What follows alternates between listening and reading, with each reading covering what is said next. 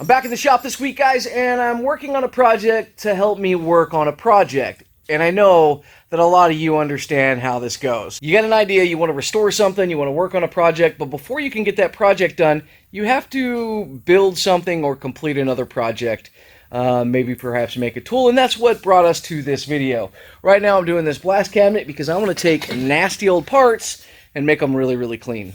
If you're not familiar with what a vapor blast cabinet is, it's essentially adding water to the media, and it gives it a nice uniform texture, right, to whatever it is that you're blasting. And usually that's going to be almost like more of a finishing technique than it is going to be a cleaning technique, though it does clean. Now, vapor blasting cabinets can be very expensive, but I think I've put together all the parts that I need to keep this cost relatively low for one of you guys to go out and just build it on your own. I'll put a link in the description to everything I use in this video, and we'll see how it works. We're starting off with this old Harbor Freight cabinet I have here, right? So this is one of the smaller ones. It's a benchtop model, and you know, these are pretty leaky from the factory. So we're just going to take some sheet metal, cut out little patches, put some silicone behind them, and slap them on the side. I don't necessarily care that much about how this thing looks. I don't want it to look like crap, but you know, it's already orange. It's not red anymore. These just, you know, they're not the best cabinets. Now, one good thing, and one thing that you're going to need to take care of if it's not the case, this is glass on this one.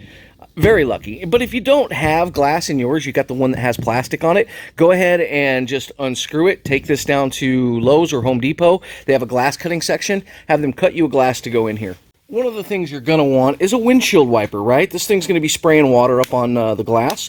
So what we're going to do is right up here, I've got this windshield wiper motor. We're going to install it right here, and that's going to happen right now.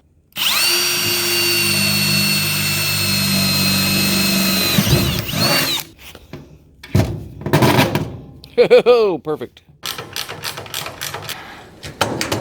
There we go. So we got to get power to this to make sure that I'm in the right location.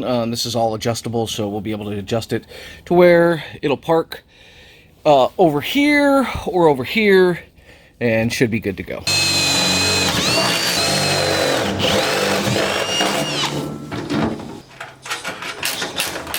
Okay, I bought these waterproof LED lights, and I didn't really want to chance it.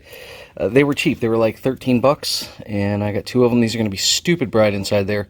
So I may wire them up to where I can turn one on and one off. But inside the cabinet, you can see I'm pointing one down right here and one from the other side. You need a lot of light in these cabinets, and this is probably overkill. No one's really doing this. These are... this might be the way to go, though. So we'll test it out. We'll see how long they last. And as you can see, I've got silicone all over there. I'll actually clean the lenses off a little bit. Not that it really matters. I'm not sure if this is glass or plastic. Okay, it's plastic. So we can also just scuff this up if we want, and that'll diffuse some of the light if it gets too bright. But anyway, I've got them mounted inside here like that. We got a line going out the back.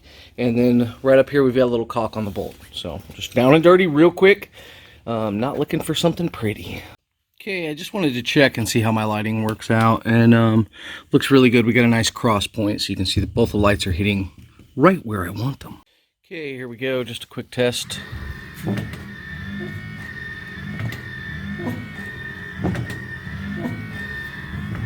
Works great. I may take another millimeter off that side right there.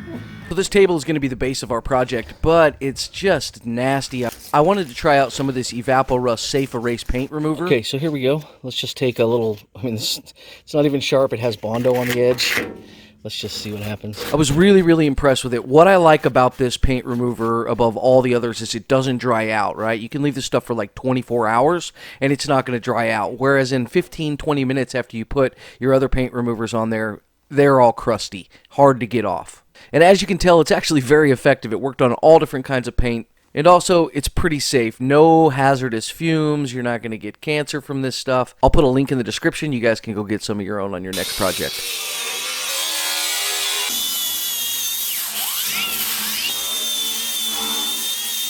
Okay, table's really rusty. I sanded it, did all the other crap that I was going to do with it, but I'm not wasting a lot of time on this. What I am going to do is finish this with the CRC rust converter.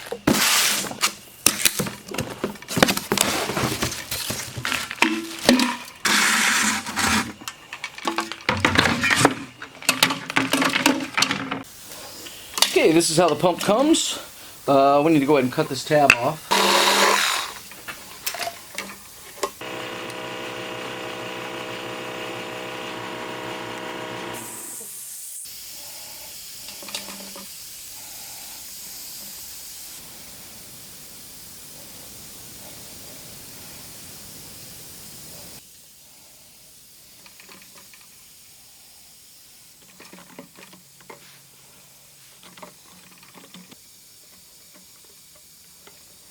Okay, so this is about, I'd say, an 1/8 to 1/4 inch, this one right here, off the bottom.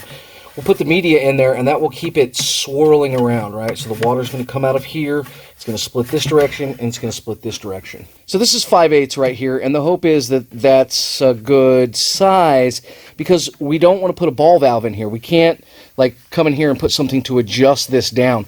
Our only adjustment is going to be how big this fitting is, and then how big the output is on this, right? So that's our bypass. We just want enough fluid coming up to actually get the job done, but we can't restrict it because the sand passing by, you know, any kind of ball valve will just eat the ball valve away. So within a month, it won't work anymore, and you'll have to replace your ball valve. So no valves on this. So this is going to be our air line, and then this is going to be where the water comes in here at the bottom, and it'll go through this ceramic nozzle right here. I probably went too big on this. This is a 10mm ceramic nozzle. It's a pretty good size. It's probably too big, but, you know, I don't know. I got a decent air compressor, so we're going to try to push it. Okay, so I've got her laid out on the table, painted the table with the paint I have. This is a budget project, so we're going with Christmas colors. So unless one of you guys want to buy me some paint to put on here, this is the color I'm going with. Anyway, what I want to do is I want to mark out that center hole. Right, so I've marked it out. I've taped off where this goes. This is going to sit back in the same spot, and then we'll go ahead and bolt it down to the table. But marking out that center hole, my thought is that we could actually cut a hole out that this lip will sit on, and then it'll dump back in right here. So we need to have this barrel offset a little bit. I don't want it pouring directly here because, you know, that could make a little bit of a mess. We'll get some splashback.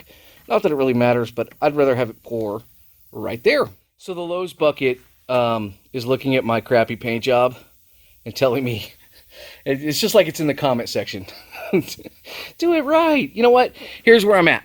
You do it right sometimes when it matters, and you do it quickly other times when it doesn't matter. This is not a restoration. This is a tool, and it's getting put to use as fast as I can.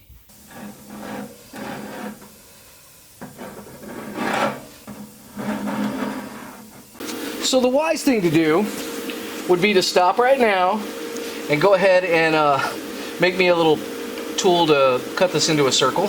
You know, drill a hole right here. That is center, and then I could tie a little string on and make a perfect cut. Ah, damn it, now I want to do that. Okay, this is a case of use what you have on hand. I'm doing some electrical wiring, so I just made up a little loop-de-doo right there. It's in the perfect spot to grab the edge, and presto changeo.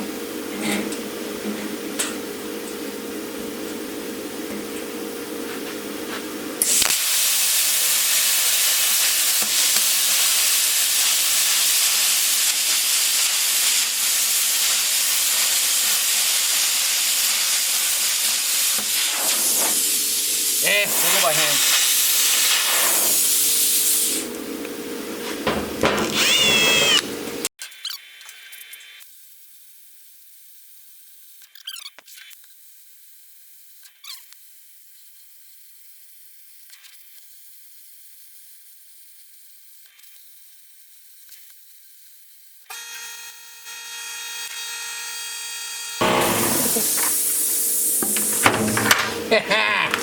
Oh my god, it fits perfect! Like, it fits perfect! That is awesome! Yes, man, that makes me so happy. Now, I know what you guys are saying. Man, what are you talking about? You just cut a hole in the thing. I know, but I'm not as good as all y'all. I thoroughly enjoy it when I do something right. Yeah, I'm just celebrating. And don't be afraid to celebrate your accomplishments either, you know? I mean, that hole came out a lot cleaner than I thought it would. And it was actually way better by hand. Like, this is trying to do it with a little jig right here. It's pretty nasty. Cleans up really nice everywhere that I didn't do that. Now here's the thing. I could go in here and clean this up even more and smooth it out, but there's no point. It's just time that I'll spend not working on my motorcycle. If you guys want to see perfection, or go watch someone else's channel.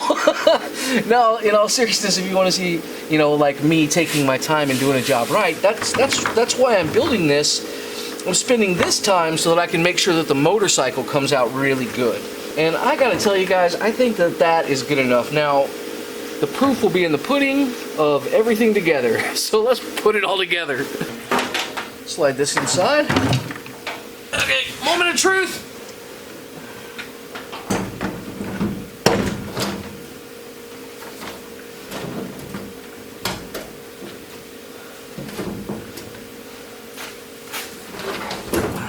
Okay, great. There's the edge of the pump. We clear. Everything is stable.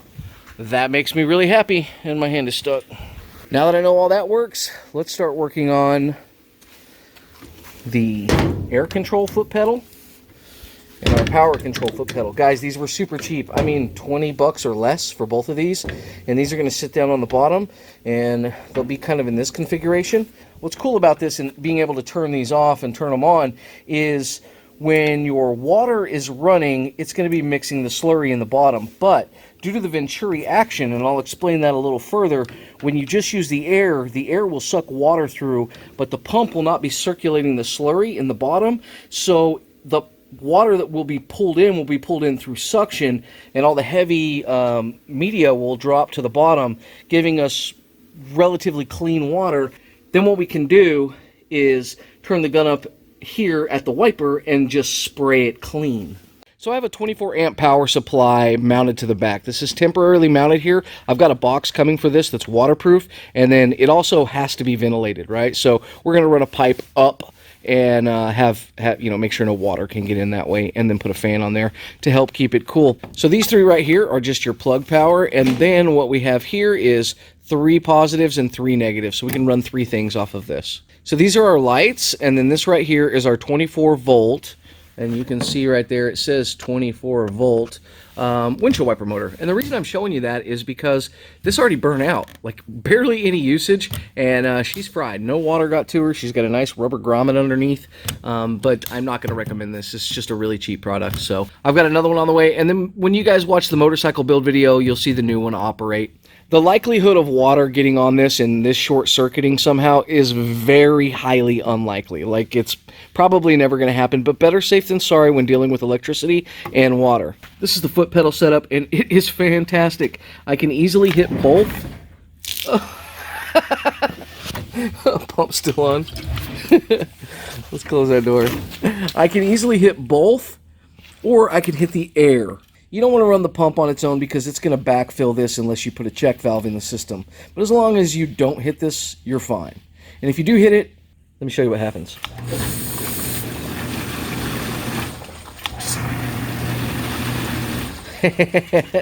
So there's a little bleeder valve on the side, right? And what happens is the pump is pumping water back up to the valve and then shooting it back in here, right? So really, if you're going to be using the pump on its own, put a check valve in. Now, there's absolutely no reason to run the water on its own with the media because it just makes a sandy mess. If you're going to clean parts, you clean it with the air line. It sounds weird, but what happens is as the air flows through here, it flows quickly enough to create suction here.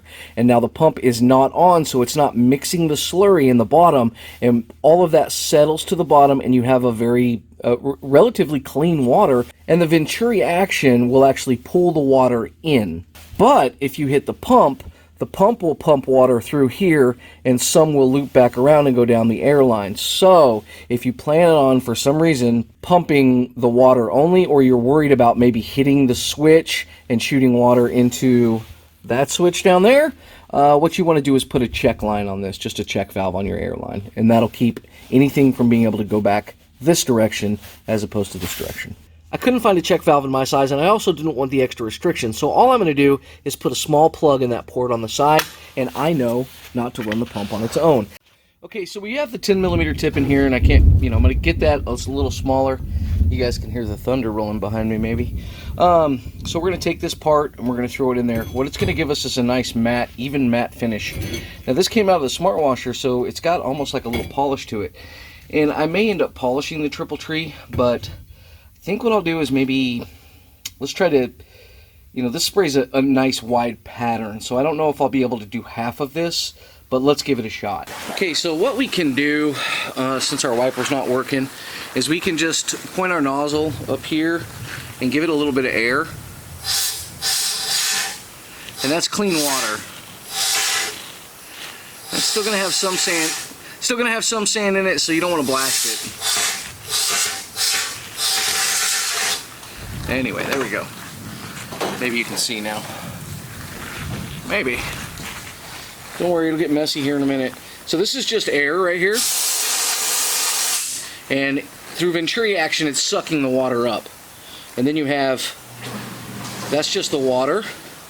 And then here's the combination of the two.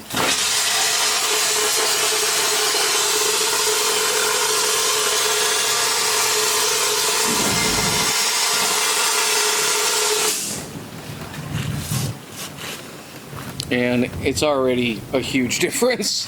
This is actually working really well. I'm pretty happy with this.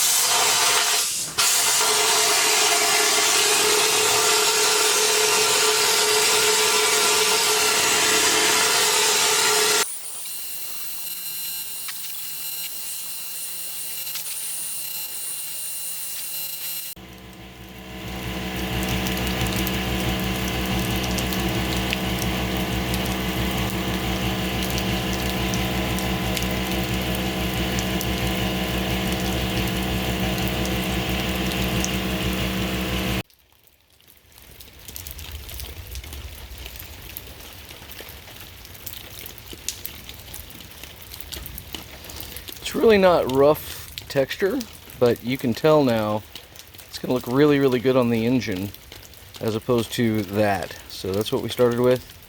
That's what we ended with. And the other thing about this, guys, you can go down, you can actually polish it further from here. You can go 1 liter abrasive. Now you can tell by my finger how close up we are. You can go 1 liter abrasive, or you can go ahead and just polish it from this point, and it'll polish up pretty good. Now this is the side engine cover, the chain guard cover. It's pretty gnarly on that side. I've already cleaned it up a little bit, but you can tell by the inside of this. That kind of really gives you the idea of like how nasty this is. So let's clean this part. Okay, so there you go. I got finger smudges on it and stuff, but not bad. No, right there, look at that. You can see a scratch right there. Right there you can see some damage. And so that kind of stuff is going to show up. So you have to like kind of pre-sand that if you want to get those out. But when you're looking at this on the side of the bike, it's going to look fine. So this is kind of a rougher texture. I'm using like a thicker grit. And your next step would be go down 1 size, and it gives it more of a polish. I don't have any of that right now, so I'm not going to show you. But I'm pretty happy with that. Nice and clean. So that's what's going to happen to that guy right there. And then we'll come back, polish the outside of the case, and she's going to look top-notch. Nozzle is a 10 millimeter. It works pretty good, but I'm going to go over to a 6, see if I can get more power out of it. You see what a mess it makes in here. I'll leave a link in the description for these cheapo lights. I will not leave a link in the description for this piece of crap right here. I ordered another one. We'll see if it ends up working. And then my power supply, you can go 12 volt or you can go 24. Good news. You know, we have a little bit of stuff coming out the seal right here. It's not really leaking. It's building up. This is doing its job. All this is from opening the door.